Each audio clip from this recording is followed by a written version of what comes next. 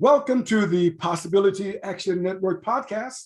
I'm your host, Stephen Middleton, aka Possibility Man. We're committed to bringing you guests who strive to better people's lives and serve as a force for good in the world. Today, we have Byron Putman. Byron hails from Belton, South Carolina. He holds a bachelor's degree in mass communication with a minor in speech pathology from Winthrop University. Byron has worked in radio broadcasts since the 1990s, including studios like the Carolina Panthers and the Charlotte Hornets. He is currently president of the Winthrop University Alumni Association. Byron Putman, welcome to the show today. Thank you, sir. Thank you so much for having me. Okay. Hey, Byron, you probably don't know this, but let me tell you how you came to my attention. Someone I know was in Della's barbershop in Rock Hill, South Carolina, and they told me that, look, I met this guy, Byron Putman. He's been going through your bio. He said, you got to talk to this guy. So that's how I became aware of you, Byron. So happy that you're here today. Yes, sir. Thank you so much. And yeah, Della, that's actually my barber. His name is Kevin, and he has a chair in Della's shop. And, you know, we have a great atmosphere there. A lot of folks, you know, come there. And I mean, it's not really it's more of a family than a barbershop. I mean, we all know each other. We all support each other, and we all have a great time. And I mean, we even have what we call barbershop night, to where we just hang out and just chew the fat on Friday evenings. Well, so, but I mean, it's a great atmosphere, and you know, we just have a great time there. That's fantastic. I had the good pleasure of meeting Della not long ago. She's a terrific person. I've never been to the barbershop. I don't really have a need for a barber, but looking at you, maybe I'll go to Della's barbershop to get some work done as well. Maybe I can hang out at that Friday night at Della with the barbershop family. So yeah. Okay, hey, look here. Yeah, I mentioned in the intro that you're from Belton, South Carolina. So we're both South Carolina boys. But guess what, Byron? I've never heard of Belton. Where is Belton? Okay. Well, Belton is in Anderson County. And Anderson is in the northwestern part of South Carolina. We're like kind of sort of in between Greenville and Clemson. I see. Yeah, good place to see it. If you're going out 85, you know, you won't see Belton on any of the signs to exit off of, but you'll see Anderson and you'll see Clemson. But you know, we're in Anderson County. Okay, so is Belton a rural community, Byron? Yeah, very, very small town. I'll be honest with you, I'm not even sure what our population is. My guess is we're probably somewhere around maybe 10,000 at the most. You know, real small town. You know, we have the town square like most of the little towns in South Carolina. You know, everybody knows everybody. And as a matter of fact, like our high school, we're actually a combination of two small towns. It's Belton, and then there's Honeypath, South Carolina. We have high schools that have merged. So that school is now known as Belton Honeypath, or we usually use an acronym. It's called BHP, was what most people will probably be familiar with hearing that term, BHP High School. All right. So how are things growing up in Belton for you? Oh man, it was great. You know, it's a little different, obviously, these days than when I was growing up. You know, we had a lot of folks, and you know, around my age, my brother's age. So we all played ball together. We played baseball, football, basketball. You know, jumped creeks. You know, went and found crawdads. I mean, you know, did all the great things that little boys do growing up, and you know, got into fights and everything else. But you know, the next day everybody's friends again. So had a great time growing up. Spent a lot of time with my grandparents because my parents were working. But we were a big family, big community, and probably I don't know any other way. I assume it's like this for most folks in South Carolina. You know, most of our families stayed in the same hood. So you know, again, so we all grew up, and I mean, we were really a family, and you know, a big unit. And no matter where you walked up and down the street, you had a cousin, you know, or aunt or uncle somewhere right next door, you know, real close to you. Yeah, I know the feeling. I tell you what, as I reflect back on when growing up in my town, you know, I still remember the lessons learned from some of my uncles and other people in my community. So I want to ask you, reflecting back on growing up in Belton, what are some things that you can say that you truly learned or things that enrich your life because you grew up, in that small community with people who loved you? Well, probably the number one thing, and this is probably my biggest thing is family. I mean, family's key. Family's important. And again, everybody fusses and fights, and you may fall out, you may disagree, but at the end of the day, you're still family, and you still come back together, and you learn to love and appreciate each other, no matter what faults you may have, no matter how well you may be doing or how bad you may be doing. You're still family. You still need to take care of each other. You still need to support each other. And one of the things that's kind of sort of a little bit on a sidebar is growing up, and you're trying to do well in school, trying to do the right things, make right decisions. And you would have folks that we would consider winos, bums, but they would be just as encouraging to you as your family would be, because they'll tell you, man, don't be like me, stay in school. I understand you're doing good, you're making good grades, keep going, do the right things. And sometimes folks take that for granted. Sometimes folks overlook those folks that, again, we would call winos or bums, but they would encourage you just as much as your family would, at least back in my hometown. I got you. So you were one of those ambitious students. You mentioned making good grades. Would you say that you were a very motivated, ambitious student in high school? Very motivated. Probably the biggest thing was, I was heavy into athletics. I played sports year round. I had, very fortunate to have both parents in the house. They supported any and everything I wanted to do.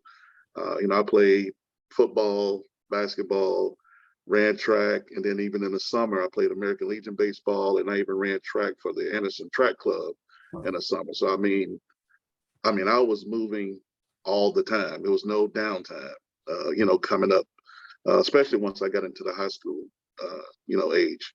Yeah. Okay. So you were a busy high school student. So you mentioned football. What position did you play in football? Well, we ran a wishbone, which you very seldom see that now in any level. But I played fullback. But then whenever we would go to a pro set, I was split out and I was a flanker. Oh, okay. And I was also the emergency quarterback. I got you. So, Byron, at what point did you decide that you wanted to go to college? At what point did you make the decision to go to college? No, well, college was always, the focal point. That was, I can't tell you like when I decided it was going to happen, but that was just, you just knew you were going to go to college. That was just what it was. It wasn't like I turned 14 and said, okay, yeah, I want to go to school. That's just always was there. Okay, did that come out of your family? Did it come out of your community or your school? That is a culture of understanding that you're going to go to college. Where did that come from? Mm-hmm. I would say a combination, because myself and my cousin Tina, well, her name is Tanya, but we called her Tina. We are about like 35 days apart. I'm the oldest of the two, but we were the first two to go to a 4-year college in our family.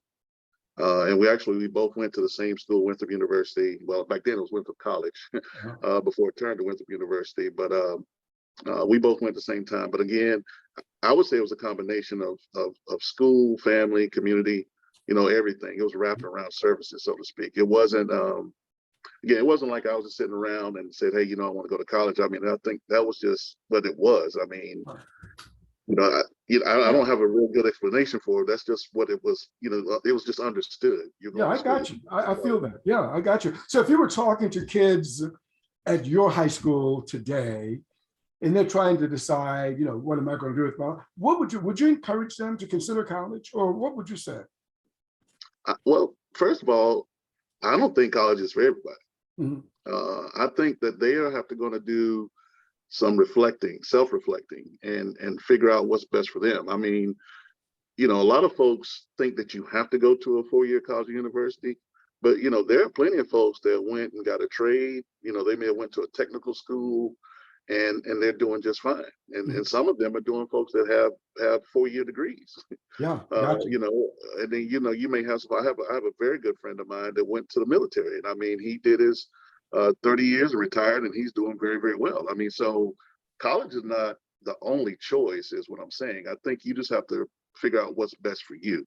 Indeed, indeed. So what was life like for you at Winthrop College, Winthrop University today, when you attended? What was that like? Now, and let me make sure that people know is that you're a small town Belton, South Carolina boy, and you're going to Winthrop University, not the type of environment, I'm assuming that, well, I don't want to assume, was Winthrop as an environment different from what you experienced at Belton? Oh yeah, without a doubt. I mean, because you obviously got more diversity there. Um, you know, at my high school, we were predominantly predominantly white high school. Mhm. But we had a good number of minorities in the school as well. But Winthrop was really a predominantly white campus. I think when I first got to campus, we may have been somewhere around 10-15% minorities on campus. So it wasn't a lot of minorities on campus at all. So again, it was kind of one of those things where you knew everybody on campus that was a Black student, because it wasn't a lot of us there at the time. But Winthrop was a great thing, a great experience. I wouldn't change it for anything. I absolutely enjoyed it. Probably one of the best decisions I ever made was to go to Winthrop University. Yeah. So Byron, so you majored in mass communication. I mean, why that major? What drew you to mass communication? Well, now I do have a focal point with that. Actually, I knew that I wanted to be in radio when I was 12. Long story short, there was a guy, Frank Sims, that lived across the street from my grandmother's. His parents lived across the street from my grandparents, and he was a DJ, and he was already on the radio. So obviously listened to him all the time, knew him personally. And then there was another DJ. His name is Michael Stewart, but his on-air name was Two Tons of Fun. And so got to know him. But the key happened when I was 12. I was in the 6th grade, and we had won some event in our school. And so one of the local DJs came to the school, and it was sort of like a pep rally or sort of a dance, I guess, if you want to call it that. And while he was there playing music, I went up to him and introduced myself to him and told him, hey, I want to be on the radio. And he invited me to the radio station. And so the next day, me and my dad went to the radio station, and I got to do some liners for him, and he showed me around, gave me a tour of the radio station, showed me a couple of things. And then after that, I was definitely hooked. That was it. Wow. Yeah. That's great. That's a great story, actually. I'm glad you shared that. So now, you out of Belton, you're a college graduate, and I want to look at the kinds of things that you've learned from life, if that's okay with you. Would that be okay? Sure. Okay, so, and I want you to consider, up to when you graduated college, or perhaps even up to now, what have you learned about, let me see, handling challenges? Well, there are challenges every day. That you have the old cliche, tough times don't last, tough people do. And trust me, to get through this world, you better be tough. I'm preaching that to my son now. I try to, anytime I see whether it's a video or something that I've read, I try to make sure I pass that on to him and explain to him that nothing's easy. And really nothing worth anything is going to be easy. You're going to have some hard times. That's just part of life. But I've had my fair share of ups and downs, maybe even had more than I should have had, but made a lot of mistakes. But, as long as you learn from them, it's okay. Nobody's perfect. But it's been tough. It has been a tough road, especially, going back to when the economy crashed. I think that was back in 2008. I was actually working full time with the Hornets at that time, making really, really good money. And when the economy crashed, they downsized a lot of the employees. And so, a lot of me, myself, a lot of my friends, we were out of work. And so, but at the same time, you just got to just keep grinding, and, just keep moving. You can't just sit there and just, wallow in your sorrow and feel bad for yourself. You got to figure it out, pick yourself up and make moves and make things happen, especially when you have a family. So, but again, it's tough, and, but that, to me, that's just the part of life. It's what it is, and that's when it goes back to what we talked about earlier, your support system, your family, your friends, you got folks that's going to encourage you and, try to help you out. And, that's a big thing to me, family. There's nothing more important than family. And, so you just got to make sure you're taking care of them, taking care of yourself, and, just keep moving and doing, and trying to stay positive. Yeah. Well, your response there makes me think about something else that's aligned to it. I know that your family is important to you, your birth family, as well as, your current family. So where do you draw, in addition to your family, where else do you draw strength from? That is, what did you draw from?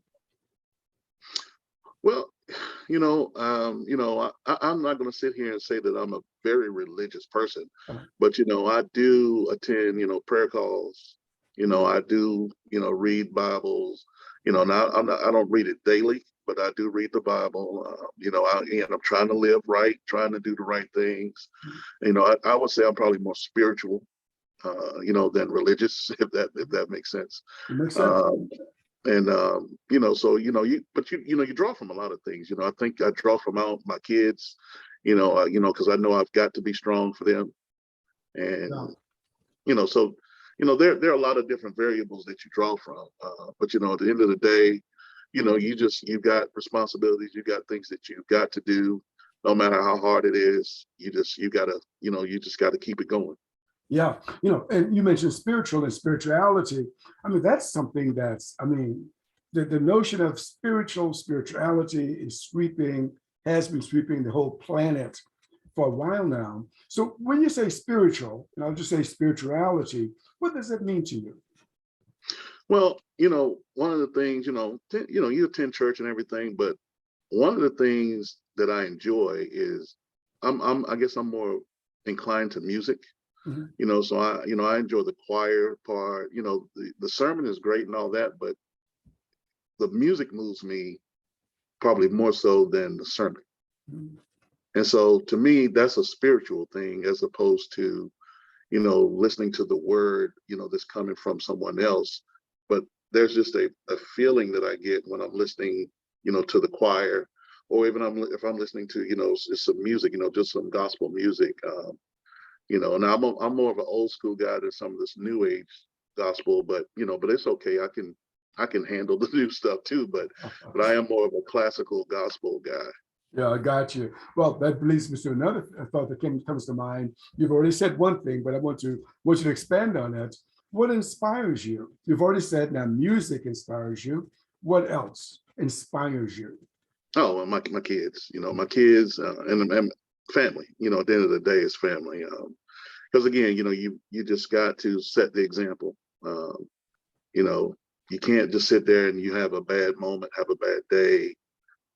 You just got to take that punch and just keep going. So I always want to be better for them. Gotcha. Yeah. So I know that I mentioned in your intro that are you still the president of the Winthrop University Alumni Association? So, yes, sir. Actually, tomorrow will be my final year, and I'll be able to be the immediate past president here in a year. Yeah. So, look, what are you learning about leadership? Given your current leadership position, what has it taught you about leadership, about being the leader? Well, actually, I've had leadership roles prior to this, which actually, in my opinion, prepared me for this role of being the president for the National Association of the Alumni. So, but I was, even going back, middle school, high school, I was with student council, president student councils, president student body. So I've had different roles. I was president of the Richardson Hall at Winthrop. So I've been the boss list is what we call it with the Omegas, boss list of the chapter here in Rock Hill. I've held district leadership positions. So leadership is not new, so to speak, when it comes to this. But again, I think all of the things that I've done in the past prepared me to be able to take on this position that I currently have with the Alumni Association. Mhm. Yeah. Okay. So let's look at your career. You've mentioned the Charlotte Hornets. So tell us about your career. What have you been up to? Well, Up to now? Mhm. yeah. Well, I've been, in radio again. I think you mentioned this in my intro. Since the '80s, I've been doing radio for a long time. At Winthrop University, one of the fortunate things we have there at our mass communication department is you learn print, you learn TV, and you learn radio. And a lot of schools don't give you the what I call the triple threat. But if you're going to be in mass comm, you need to be able to handle all three of those phases. You may not specialize in all three, but you need to have a taste of all three. That'll make you just a better, well-rounded, person when it's time to go out and start, working in the career of your choice. But again, I started out working in a small town radio station in Rock Hill, WRHI, which was 1340 AM, and WRHM, which was 107.1 on the FM dial. And with those guys, I was the sports director. I used to do high school play-by-play, football and basketball. Did Winthrop basketball. I was an analysis with Winthrop basketball. And I mean, we did a lot of different things with remotes, at car lots, at the balls, different things like that. And eventually I was lucky enough to land a job producing the Jerry V Show, which was a sports show in Charlotte on WBT radio. WBT is 1110 AM and 99.3 FM. And that's one of the oldest radio stations in the Southeast. It's a news talk station. It's more of a I guess the way of putting it, they used to broadcast Rush Limbaugh, so they were a little bit more on that side of the spectrum, so to speak. But again, I was dealing with sports, so it really didn't affect me one way or the other when it came to that part of it. But after I landed that gig, the Carolina Panthers was broadcast on that station. And my boss, David Langton, was the executive producer for the Panthers Radio Network. We met, and he said, "Hey, I like what you do. I need someone. Would you like to come work for us?" And so that's how I got there. I built relationships from there to meeting Steve Martin, who's actually he retired from the Hornets 3 years ago, and he hired me to come work with the Hornets. When the Hornets left to go to New Orleans. And obviously that ended that gig. But then when the Charlotte got the new franchise, the Charlotte Bobcats, Steve left because his family was still in Charlotte while he was down in New Orleans working. Well, he came back to head up the broadcast department for the Bobcats, and so he hired me to come back in to be the radio producer for the Bobcats until we finally got the Hornets name back, and then that's when the New Orleans team became the Pelicans. Yeah. So but anyway, that's real quick synopsis of radio life. One of the more important things that I think I do with the Panthers is I'm the studio manager, and I'm also the internship coordinator. So I get to go speak to college students and interview them for our internship positions that we have, and hire them, get to mentor them, train them on different things. And so, that's the fun part. And, you have to keep in mind, okay, these kids are not the way you were when you were in college. We got to adapt and try to bring them along and understand that they're doing it a little bit different than the way we did it. And so, it's kind of weird. When we were their age, we weren't walking around with a cell phone glued to our hands all the time. So, you have to let them learn and see that, you can't really pay attention to that phone when you're supposed to be monitoring the broadcast. And when it's time to go to a break, you need to be ready to go. And so after that happens 2 or 3 times, then they'll figure out, okay, I probably better put this phone away. I got you. Yeah. Well, you've mentioned quite a bit there, so I just want to clarify a few things. Sure. one thing that you mentioned was play-by-play, and I like play-by-play. I like to hear that on the radio. So what is a play-by-play? I don't know what to call it, a play-by-play announcer. What does that mean? Well, basically, you're just narrating what's happening, on the field or on the court, or field, whether it's football or baseball, or on the court, or if you're talking about hockey on the ice. But you're just narrating and telling folks what's happening. I think the harder job is radio as opposed to TV, because obviously on TV you can see what's happening. Now you may not understand it, and the play-by-play guy and the analyst can help you understand it. But when you're doing radio, you've got to be able to give a clear picture and a full picture of what's happening, where they are, where they're going left to right or right to left, what color uniforms they're wearing. You've got to give a really good description of every play that's happening. And then you let your analysts come in and fill in the gaps, if because like sometimes you may have someone who's a little bit more savvy, and they'll appreciate the analyst a little bit more, because he's going to actually tell you a little bit more about what the actual play happened and what exactly went on with that play, as opposed to just telling you what happened during the play. Yeah. So how does one learn to become a play-by-play announcer? How do you learn that? I really can't tell you how you learn that, other than just listening and watching. It's kind of funny talking to some of the other guys that I know and hang out with, and our kids are around the same age. Today kids don't watch sports like we watch sports. They may walk by and see something, they'll stop and look at it, but they're more of what I call the YouTubers. They want to just see the highlights. They don't really know the game from watching the game. And I try to explain to my son specifically, because he's actually active in sports now. I'm like, you're going to learn more about watching an entire game as opposed to watching highlights. Highlights don't show you anything. It just shows you what was good, what happened good. You don't learn what not to do watching highlights.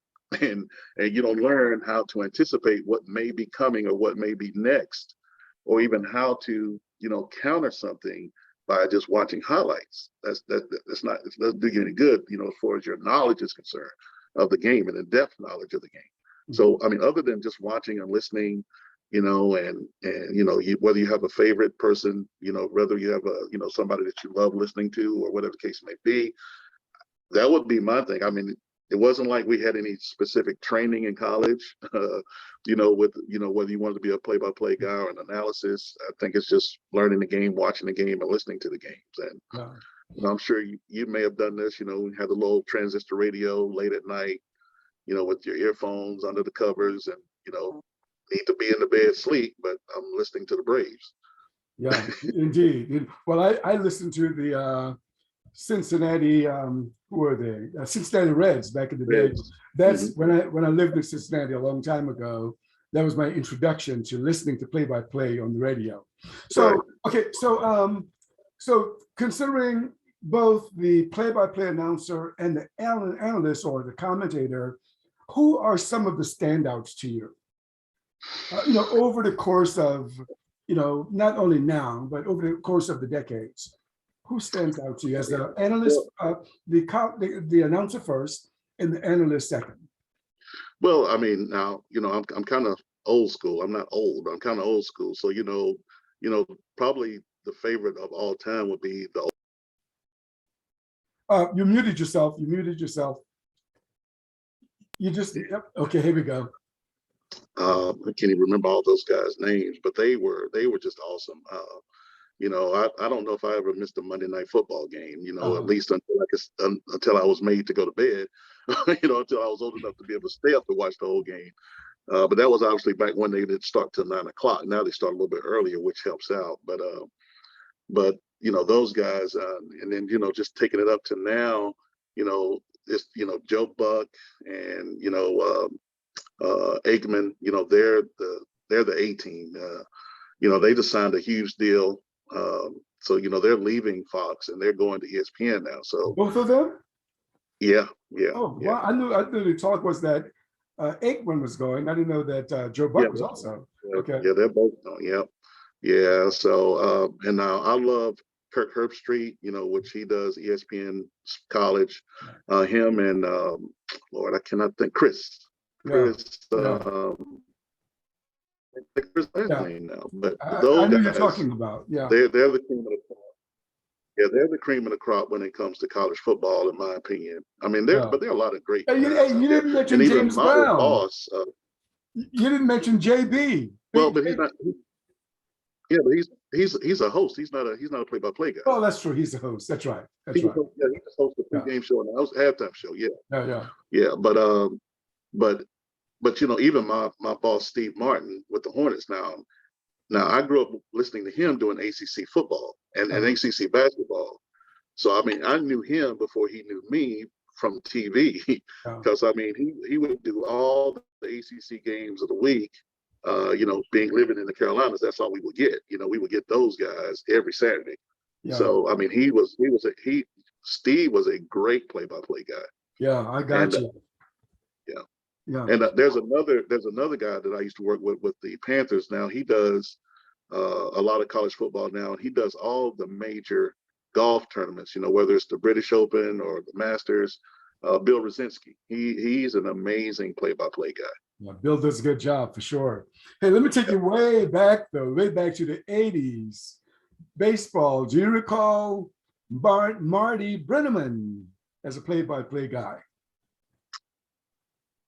That name doesn't ring a bell. Yeah, well, he goes way back. Yeah, way back. Marty Brennaman, he was amazing play-by-play guy, and his analyst or commentator was Joe Nuxall.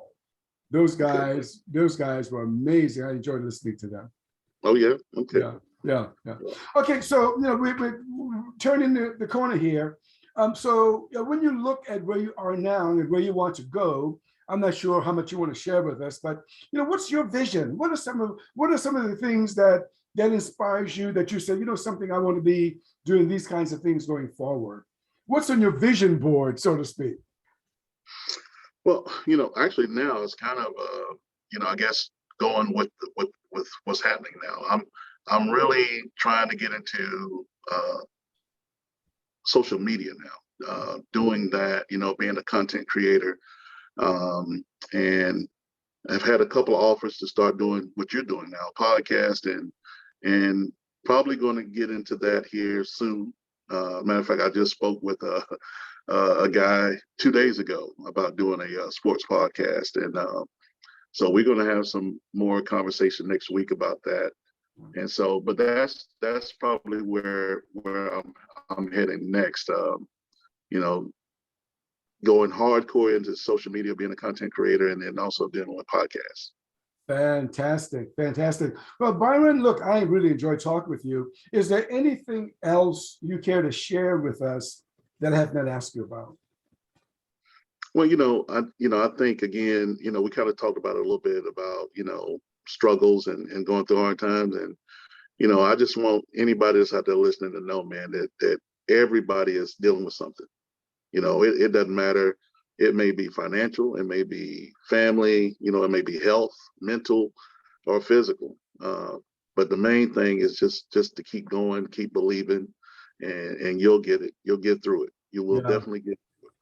Yeah, well, I'm glad you mentioned that, because two things before I let you go. You mentioned health, physical health, and emotional health. And so what else can you tell us about your awareness of the importance of people, to be conscious of their emotional well-being? Well,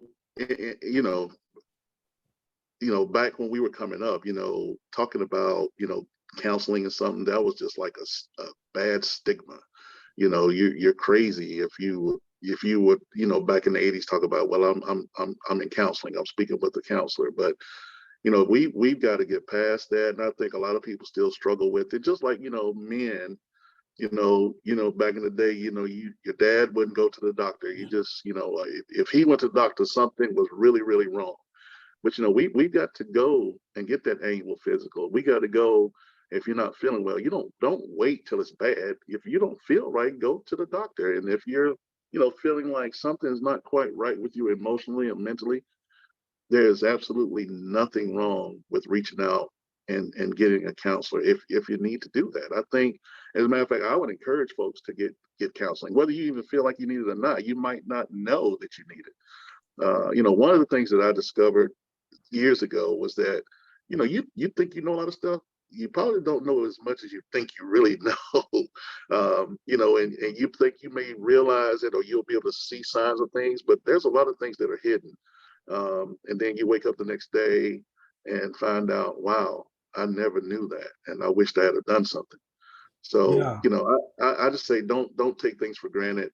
Go to the doctor, and if you whether you need to or not, I don't think there's anything wrong with reaching out and just go to use your EPA and go to a counselor for 3 times or 6 times, whatever it allows you to do for free, and just see if you like it. If you don't like it, there's nothing wrong with stopping, but you might find out it's something that you like, and it might make you feel better at the end of the day.